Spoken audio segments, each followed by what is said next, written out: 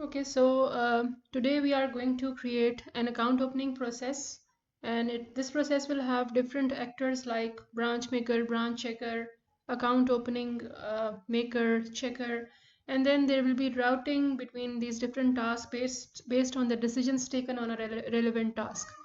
Um, uh, Apart from creating the process, we are also going to create the relevant business objects which are applicable for this process. And these objects will later be used to design the coach views and the coaches, and it will, reflect the data that is to be captured on various tasks. I mean, the business objects will contain the data that is, taken as input on various tasks.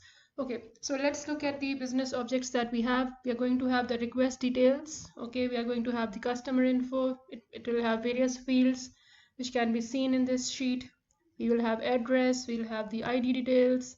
I might skip a few, tabs just to speed up things, but this is the basic idea. We can have document tabs as well, where we can capture the documents that are relevant for a particular step.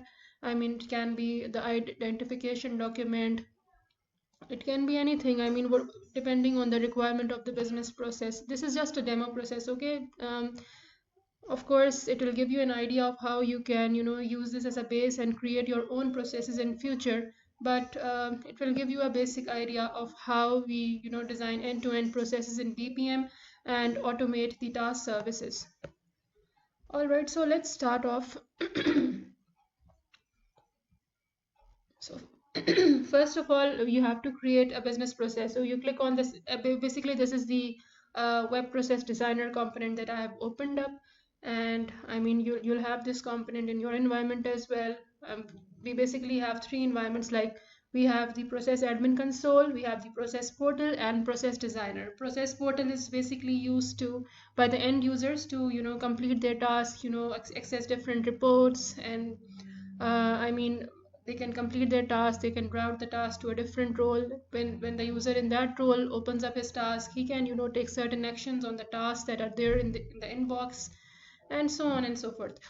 So the component that you're seeing right now is the process designer, and it is used basically by the developers to design processes, user interfaces, and reports depending on your business requirements. There is also another console which I'm not going to show in this presentation, which is the process admin console, and it is basically used for the mainly it is used for the user management and group management. You can define different users in your in your business suite. You can define different groups, and you can, then add users in the relevant groups as per your needs. Other than that, process admin can be used to monitor the performance of your processes. It can, show you how much, resources are utilized by a certain, task or any backend services that can be used. It can show you if you are, the environment is working well or not. There are certain parameters that show you that information, but it's not part of this presentation. We are basically going to focus on automating the business process, okay, end to end. So let's add a process first. You click on the process plus button over here, and I clicked on process.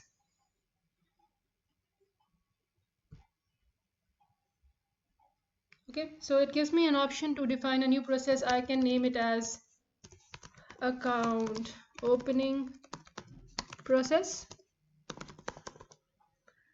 Click the finish button. You can see that I have a default inline user task, but this is not what we need. First, I'm going to, define all my lanes over here, which I already told you. We have the branch maker. We can, just drag drop a lane from here, this palette over here. Okay, we can define this lane as branch checker. Then we can have another lane called the account opening maker.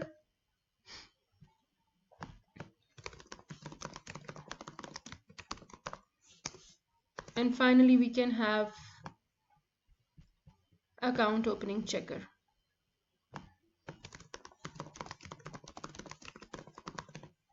We can have another lane called the system lane. Okay, I think it's there by default, and it can contain all the system tasks you have, which could be any integrations or any email notifications, mobile notifications. All the system services which with which the end users do not interact are classified as system services, and they can be a part of this last lane, which is called a system, and it is uh, assigned to all users. We can select something like system, okay, so that only these services get executed at backend without the involvement of the end users. Okay, so this is an inline task. I can just delete it from here. What we need is we can just drag drop. Okay, by the way, I just defined lanes over here, but I have not done any binding. We don't know the users that are going to perform actions based on what the tasks in these lanes. We are going to configure these lanes afterwards. Let me just define the process first. So I drag drop this task service. I can name it as user task. Okay, and because an end user is going to perform this task, I can name it as enter account information. Okay, and then I can have another task over here which can be named as an inline task. It can be named as branch authorization. Okay, so we can have more tasks, I mean, in this lane as well, but for this demo process, I mean, one task per lane is I mean, sufficient. Okay, it would serve the purpose. Next we have the account opening maker. We can name it as account opening maker review. Okay, or update. Okay, update. And then we have the account opening checker. Let's name it as account opening checker review. So these are the tasks that we are going to implement in this process. There is no implementation at the moment. We are just defining the process flow. Okay, so this whenever the process starts, we want this first task to be initiated. So we are going to connect the start event to the first task. Okay, this like this. Once entry is completed, there can be certain actions taken on this task, like he can cancel the request, he might be want to reject the request, or he might just submit it. Okay, he says that okay, all the information is there and I'm ready to submit the task. So I mean, I'm going to take a decision out of this, and I can simply name it as decision. Okay, this gateway like this. In the journal tab, I named it as decision. We can have multiple paths out of this based on our business requirements, but let's assume that we just have the cancel button right now, and we have the submit option on this task. So we can take out two flows out of it. One is the submit, and the other is maybe the cancellation. On cancellation, maybe we can terminate this process. So we can drag this event from the palette, and we can name it as not this one, sorry, we can drag this one from the palette. Okay, the last one, and we can name it as terminate. Okay, just name it as terminate or cancel, whatever you find I mean, relevant to your requirements. I mean, it's just a name. So I'm just going to connect this. Okay, so this is the cancellation. You click on this line and you can simply rename it as cancelled. Okay, decision is cancelled. Here I say the decision was submit. So the branch maker, this one, he just opened his task and he pressed the submit button. I'm going to show you the buttons later on. I mean, how these actions are incorporated into this task, but let's just consider the flow for now. Okay, so he can either cancel or submit. Once the branch authorization opens his task, he can take two actions. He can either reject it. Okay, he can either reject it or he can submit it. So once this decision is implemented, I mean, we can take two paths out of it, like this: a submit decision and a reject decision. Okay, again we can name it as maybe BA decision or branch authorizer decision. Okay, and it can be submit, or let's call it approve, and it can be reject. Okay,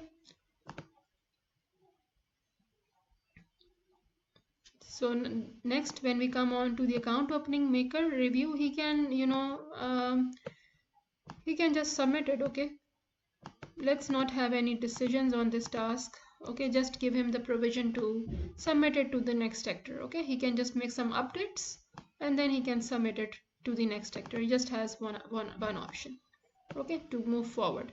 And then we can give the checker the rights to review what he implemented or what he updated.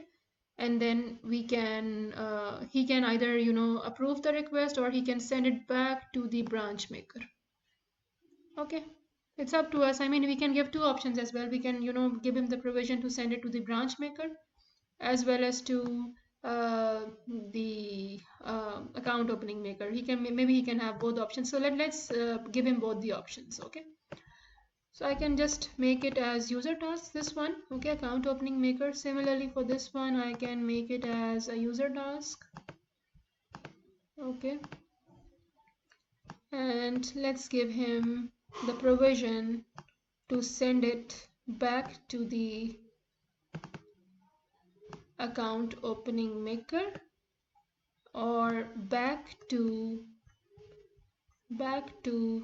the branch maker.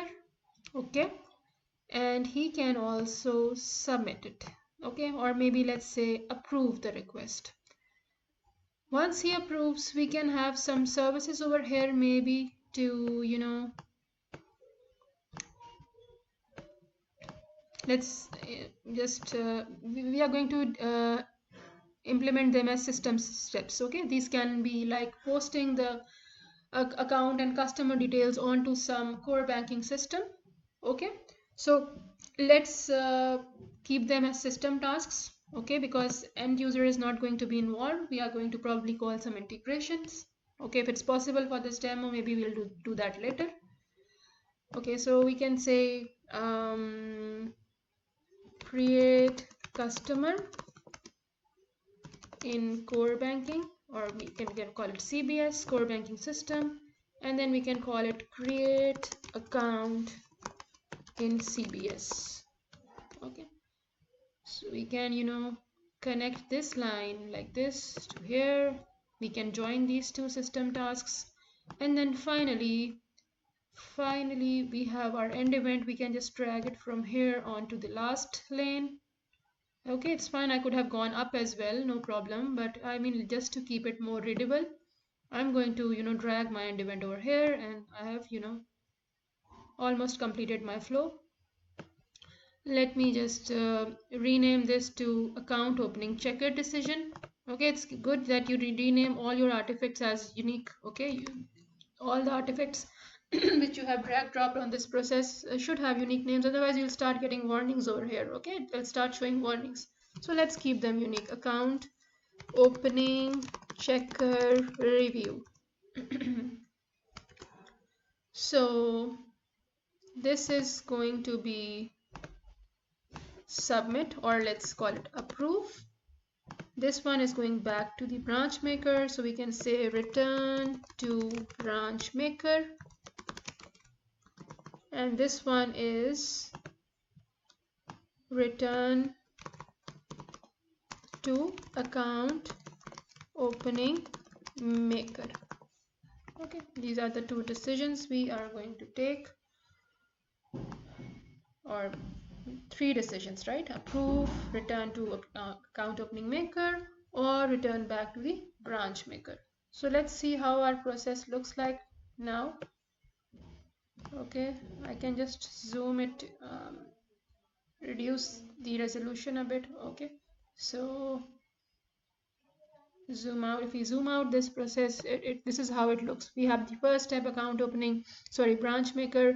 It can either cancel or submit to the branch authorizer. Branch authorizer can reject it or send it to the account opening maker. Account opening maker can simply submit it to the account opening checker. Account opening checker can either send it back to the account opening maker, or he can send it back to the branch maker. All right, using this flow.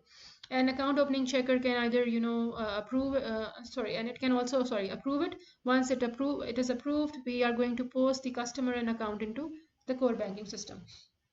So this is how our process looks like, something I did not create earlier. I mean, once I was defining these swim lanes, we can simply bind the users to this swim lane. I mean, for this purpose, what we do is we define basically teams in this process designer.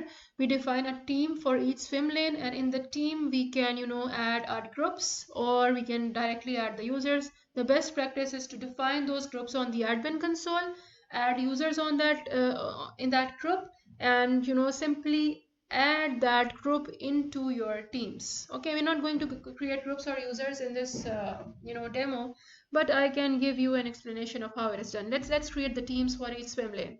So you click on this plus button. Okay, you click on team.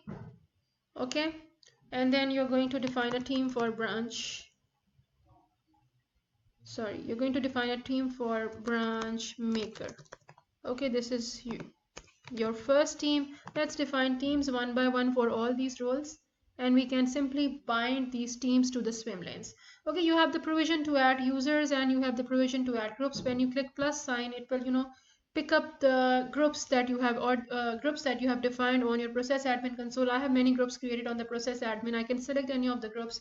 You can add users as well directly, but the best practice is to define those groups on process admin, add users in that group. Okay, and just select the relevant group from here. Okay, let's, for this demo, just I'll just add a user. Okay, I can add myself maybe. Okay, I've selected my name Samia, and I can add myself as a branch maker. Okay, but I mean, I've told you that you should be selecting a group for each of these teams from the process admin. Okay, let's now, once you have this team, what you can do is you can select this team over here. You click on this lane, you select, and you can simply say branch maker. Okay, so this task is going to be assigned to all the users that are there in the branch maker role. Okay, and how that is done, I mean, if you click on this and you click on assignments, I have done lane and none. I mean, there are different options like last user, round robin, load balance, but if I do lane and none, it is going to define this task to all the users that are there in the branch maker role.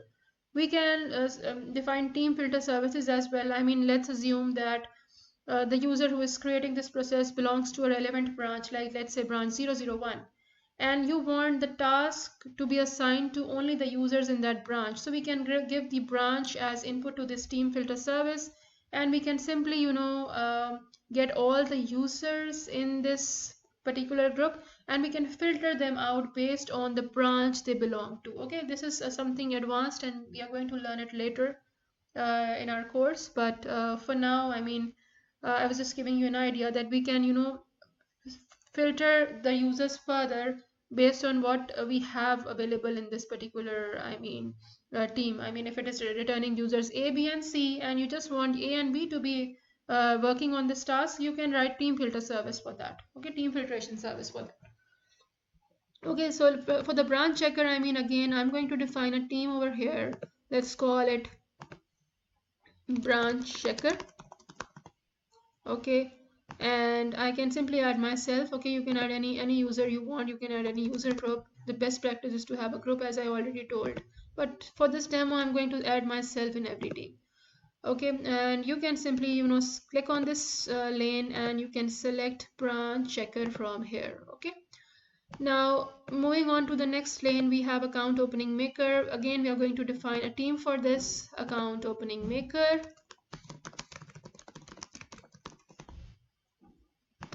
And then what we can do is I can simply add myself into this lane. Okay, sorry, the team. And when I click over here, I can select the relevant team, which is the account opening maker. Now the last lane, account opening checker, again I'm going to define a team. We can do it from here as well, new team. Okay, just click on the new button and it will open this pop-up to enter the team name. I can say it's account opening checker. Okay, we finish it. Now this pop-up opens up. I can simply add myself as a user, Samia. Okay, now this happens and I'm going to save it. Okay, so we have defined all our lanes as well. We have defined our teams. We have binded those teams with the lanes. So this completes our business process. Okay. I mean, we are going to implement these decisions as well. We are going to implement these task services as well. But we are going to do this once we create those task services. Task services can be like human task services or system task services. System task services are the ones with which the end users do not interact, like the ones we have over here.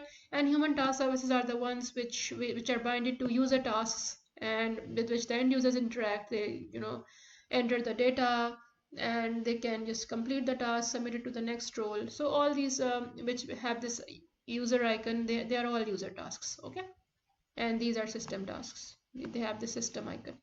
Okay, we are going to look into how we create the system and user tasks, okay, later.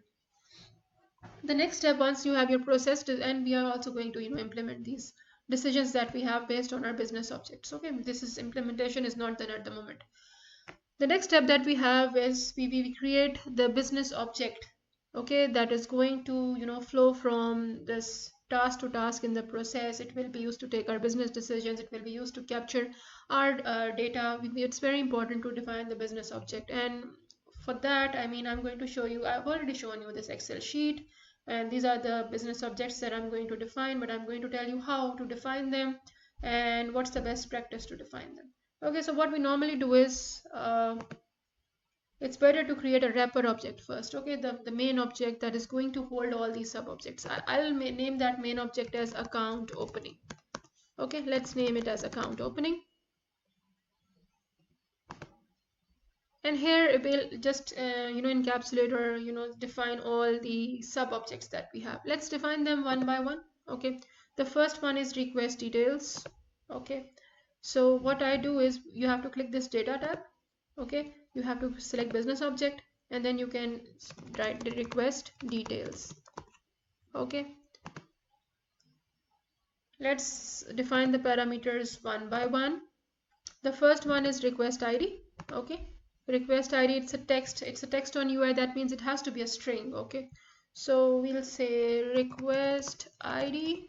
It's already a string selected, but we can we have the option to select from here. Okay, we can select the data type from here. Okay, the first one is a string. The next is reference number. This will also be a string. What's the next one? It's request type. The request type basically can tell us that whether it's a single account, joint account, whatever account types we select. Okay, well, we keep in our business process. Request ID is a unique identifier for your request. Reference number is a more readable form of that request ID. Okay, as per your business requirements, maybe you want to append certain strings to your request ID. Okay, then requester ID is the one who defines your creates your request. Okay, and then we have request start date.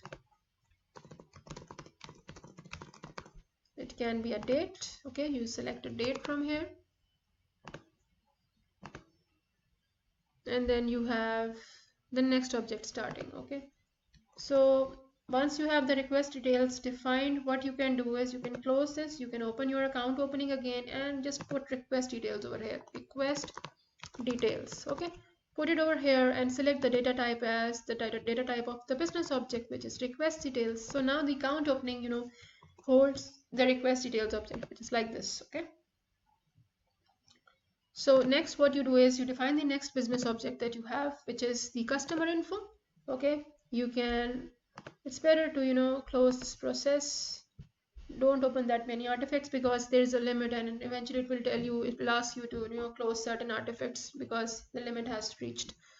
So you open the data tab like this, business object. You can define the next business object, which is customer info. Okay, the customer info, what it has is it has title, then we can skip some fields as well. It's not necessary to incorporate everything. Okay, title, we can have full name, we can have nationality. Okay, let's put all these fields. We can have title means Mr. Mrs. Title, let's name full name. We can have nationality, which has to be a drop down. Okay, so for the drop downs we can use the name value pair, because whenever there is a drop down you have a front end value and a back end value. So let's keep it as a name value pair. Okay, so normally whenever, let's say you have countries, you are showing like the name of the full country, like Pakistan, India, Egypt, whatever the name of the countries, and at the back end, I mean, you are storing the codes, relevant codes for those countries. So it's better to have a name value pair for the lookups. It will store both the front end name, which is displayed to the user, and the back end value. And when we push into the database, normally we are pushing the values, not the names. Okay, so it's better to have it as a name value pair and keep both the values in the business process. But when it comes to database integration, we'll just push the relevant value for that field into the database. We'll come on to the database integrations later. Okay, nationality is done. What's the other field we have? Let's skip the other nationality. Okay, we can have gender, which is, again, it's a string. Okay, and then we can have date of birth, which is a date.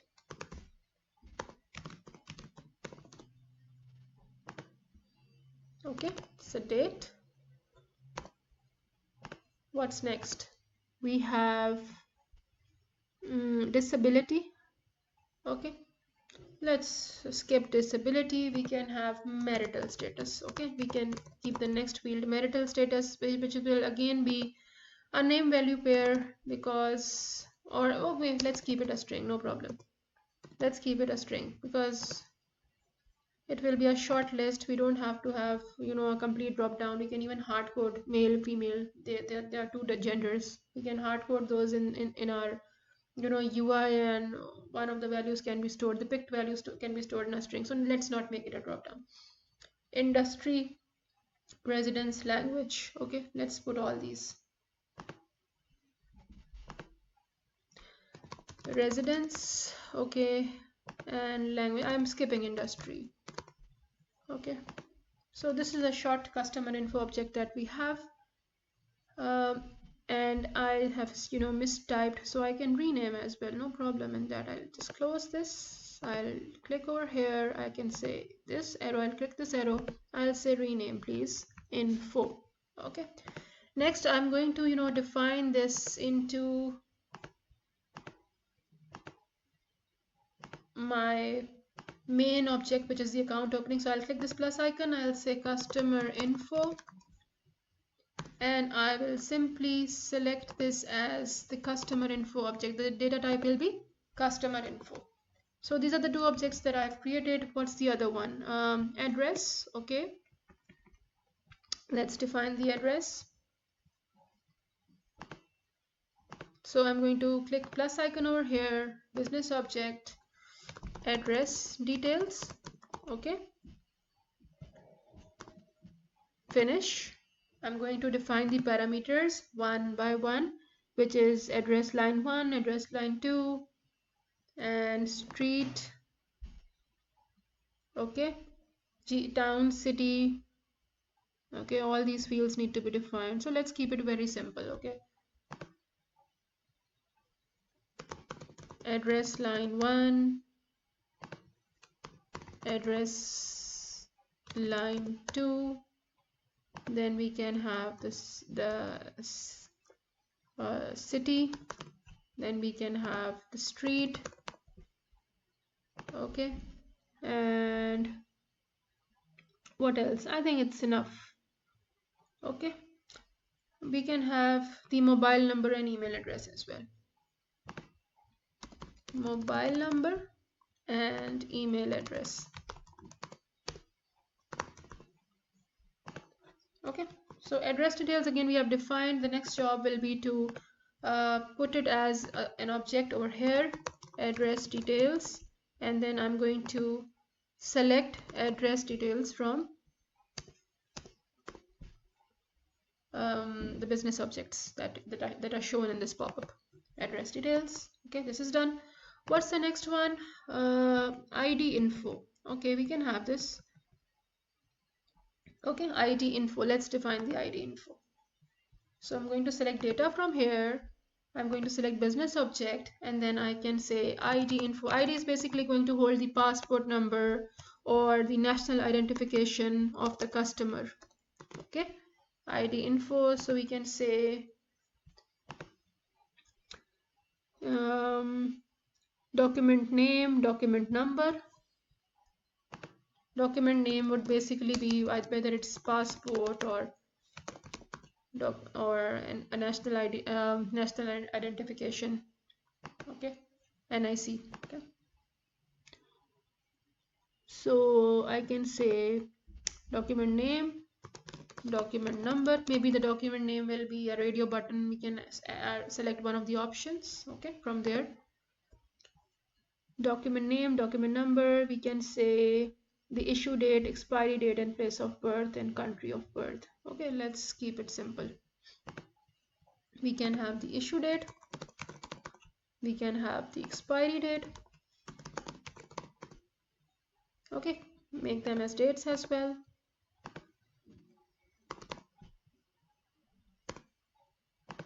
We can have the expiry date, make it as date, make it a date object. Okay, and place of birth, and then we have what else? We have country of birth. Okay, so I think this is it. It's fine for this ID info. We can define again this ID info as a sub object into the account opening main object. Okay, ID info. Okay, this is also done. So what's next? We have this documents. I'm going to handle later. We don't need an object for this one. Okay, financial details tab. Let's have this as well. We can have data, new business object. We can say financial details. Okay, it's best to start it with a capital letter. Okay, the business object name, the parameters is camel case. So we have employment status, whether he's working or employment status maybe could be whether he's a salaried individual or a business individual, or whatever whatever way he's earning. Maybe job title, employment address, net monthly income. We can add these fields as per our convenience for the demo. So we can say maybe the employer name, we can say job title, we can have salary or whatever it's net monthly income. Okay, and initial deposit amount.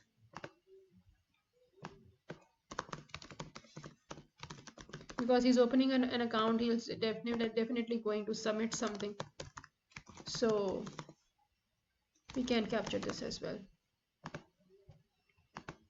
Okay, and net monthly income will definitely be a decimal, and this one too.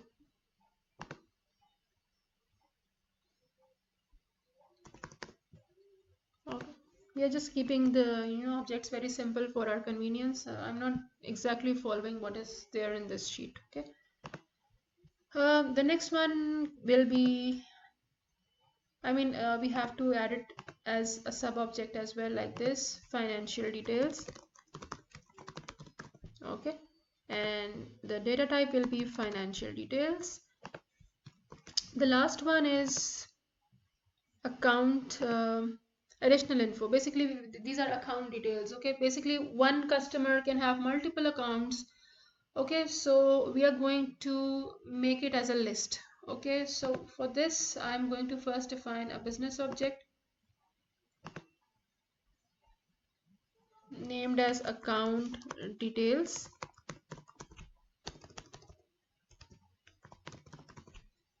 Okay, and it will have like a table, or for this I mean for the table that we have, I mean we can have account name, account currency, account type. We have to add this as a list in this account details object. And why this itself cannot be a list, because there are other fields as well, like we want to request debit card or not, what's the card type you want to select, what's the name on the card, what's the delivery address, because there are other fields as well which will be part of this table. What we can do is maybe we can add these fields first, okay, and then we'll look into the table. So account details is the object. We can say request debit card. If it says okay, I want to request a debit card, then he has to enter the card type, the name of the card, the delivery address. Okay,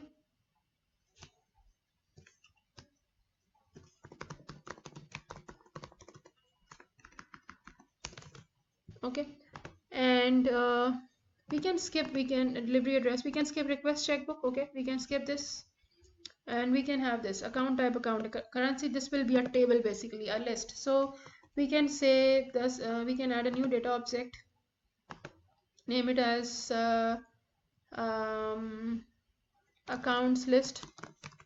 Okay, and what it will have is it will have the account type and the account currency.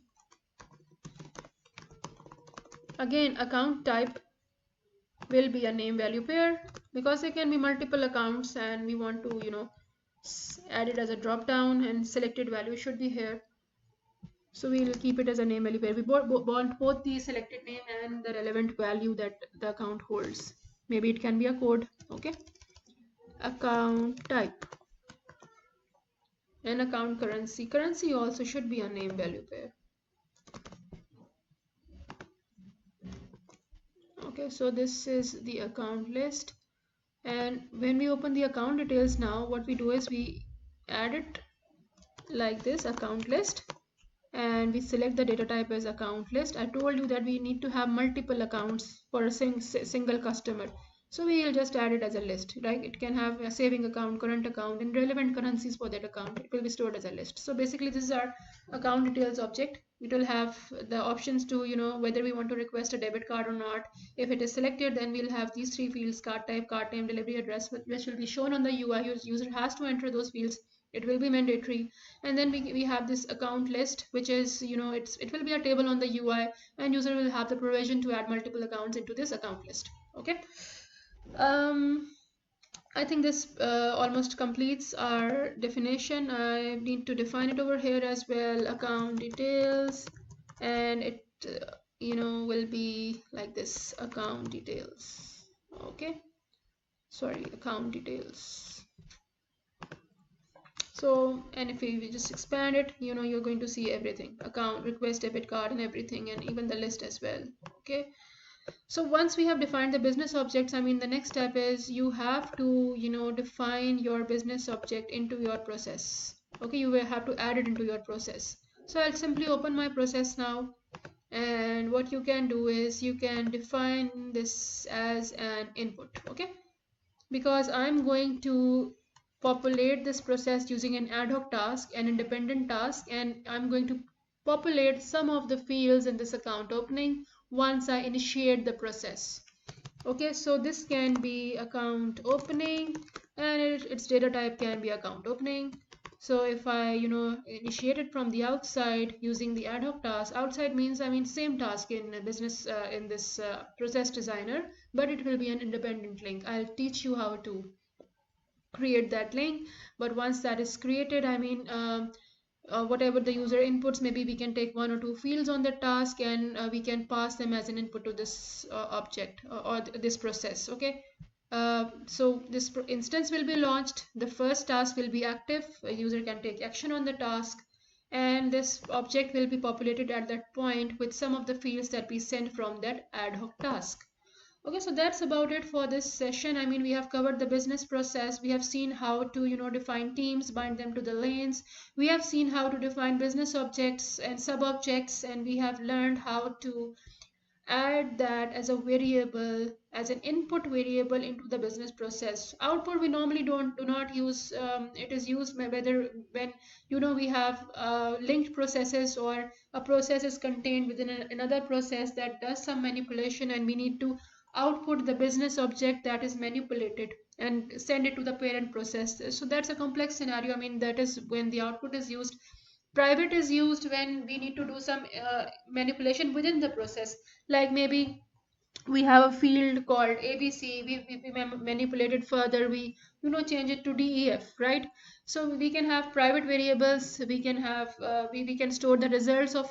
I mean, maybe we need to add up two fields and store the result, and that result is used to take a decision. So we can have private variables for that purpose. Expose process variables. These are basically, again, we can say there are certain variables, like let's say we have some limits, the number of accounts that can be added. Okay, we have a limit that more than 5 accounts cannot be added for the customer. We can define expose process variables, okay, from here, like this.